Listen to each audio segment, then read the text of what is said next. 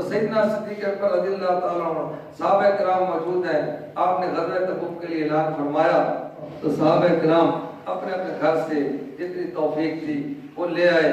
کچھ ان کی توفیق، کوئی ہوتا ہے ضرب بڑی توفیق، ضرب ہر ایک اپنا اپنا ہے تو لے کر آئے. حضرت فاروق اعظم رضی اللہ تعالیٰ فرماتے ہیں اس دن میں نے کہا الیوم اسبق ابا بکر کہ ابو بکر ہر دفعہ سبقت لے جاتے ہیں، اس دفعہ میں ابو بکر کو مال میں آگے نہیں بڑھنے دوں گا. ان کے پاس بڑا مال تھا تو میں مال آگے نہیں بڑھنے دوں گا. ان سبقتا ہوں یومن، اگر آج ابو بکر آگے بڑھ گیا تو یہ مجھے فاروق اعظم ہی نہ کرے، میں آج آگے نہیں بڑھنے دوں گا. یہ رشک تھا صحابہ، لڑائی والا نہیں تھا، ہمارا جھگڑا والا ہوتا ہے. ان کا رشک آخرت کو خریدنے، جنت کو خریدنے میں دوڑ ہے، اللہ کے رسول کو راضی کرنے میں سبقت لے جانا ہے، اللہ کو خوش کرنے میں آگے بھاگنا ہے. یہ ان کی لڑائی تھی. آج آگے نہیں بھاگے دوں گا. گھر جاتے ہیں، کثیر مال ہے، 2 حصے کرتے ہیں، ایک رکھا گھر، دوسرا اٹھایا حضور کی خدمت میں، بڑے ناز کے ساتھ آ گئے، بڑا مال لے آیا ہوں. جب آ کر رکھ دیا، حضور نے دیکھا، میں عمر کیا لے آئے ہو، کتنا چھوڑ آئے ہو. بتایا حضور کی بھی شان، سبحان اللہ، کیسی تربیت تھی اور کیسا انداز تھا. تو ابو بکر سے فاروق اعظم نے عرض کی یا رسول اللہ بڑا مال تھا، وہ سارے کے 2 حصے کر دیے ہیں، ایک آل اولاد کے لیے، آدھا آپ کے قدموں میں لے آیا ہوں.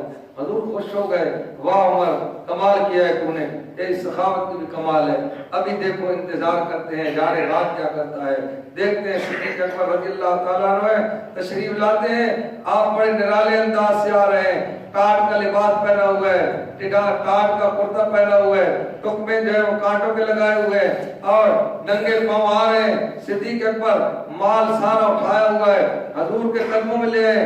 نبی پاک صلی اللہ علیہ وسلم وہی سوال ابو بکر سے کیا تاکہ صحابہ کو بھی پتہ چلے، کائنات والوں کو بھی پتہ چلے، اللہ کے فرشتوں کو بھی پتہ چلے ابو بکر کون ہے، عمر کون ہے، درجہ کس کا بلند ہے، مقام کس کا بلند ہے. بلا وجہ تو نہیں کہہ دیا، خوشامدی انداز میں تو نہیں فرما دیا. پوچھا ما ابا موقعد لہو یا ابا بکر، ابو بکر کیا چھوڑ کر گھر میں آئے، کیا چھوڑ کر آئے. یار غار صدیق اکبر رضی اللہ عنہ نے عرض کی یا رسول اللہ صلی اللہ علیہ وسلم اب قید لہم اللہ و رسولہ، میں تو صرف اللہ اور اللہ کے رسول کو چھوڑ کر کوئی ٹکڑی، کوئی پیالی، کوئی کپ، کوئی گلاس، کوئی لوٹا، کوئی تسبیح، کوئی مصلا، کوئی جائے نماز، جہاں تک کہ دیواروں پہ ہاتھ مارا ہے کوئی سوئی ایسی نہ رہ جائے جو اپنے معبود کے قدموں پہ قربان نہ کر سکوں. جہاں تک کہ میں نے اپنے جسم کا لباس اتار لیا ہے وہ بھی اس میں شامل کر دیا ہے. اور ایک پرانا کمبل ٹاٹ کا تھا، اس کے 2 ٹکڑے کر کے آدھا اوپر پہنا ہے آدھا نیچے ہے، اور میں نے بٹن بھی لگائے، بٹن بھی آپ کے خدموں میں پیش کر دیے ہیں، کانٹوں کے تکمے لگائے ہوئے ہیں. جب یہ عرض کی اور اس انداز میں حضور کی بارگاہ میں پیش کیا مال، اللہ پاک کی بارگاہ سے جبریل امین آ گئے اور جبریل امین نے آ کر حضور کو عرض کی یا رسول اللہ صلی اللہ علیہ وسلم قل لہو راضٍ انی فی فقر کا ھذا ام ساخط. ابو بکر سے ایک سوال تو کرو.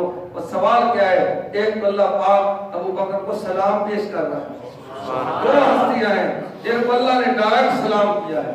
ایک ہے ام المومنین حضرت خدیجہ کبریٰ رضی اللہ تعالیٰ عنہ، دوسرے ہے صدیق اکبر رضی اللہ تعالیٰ عنہ جن کو اللہ نے ڈائریکٹ حضور کے ذریعے سے سلام دے کر اللہ کو سلام دے رہا ہے. اور اللہ پاک ایک بات پوچھتا ہے، وہ بات کیا ہے؟ ابو بکر سے پوچھو کہ تم اس خیرات اور سخاوت سے راضی ہو یا دل سے ناراض ہو؟ ناراض تو نہیں ہو. جیسے ہم میں کہ 5 روپے کے 10 دے جائیں تو دل میں خیال دینے 5 کے 10 ہی دے دیں. اب کیا کریں، پریشان ہو جاتے ہیں. تو حضرت صدیق اکبر رضی اللہ تعالیٰ عنہ غش کھا کر گر گئے، بے ہوش ہو گئے. ہوش آیا، عرض کرنے لگے اللہ کے نبی میں کیسے اپنے رب پہ ناراض ہو سکتا ہوں؟ صدیق اکبر کی کیا مجال ہے، میں تو راضی ہوں اللہ کی عطا پہ بھی اور اللہ کی بارگاہ میں دینے پہ بھی. اللہ پاک ایمان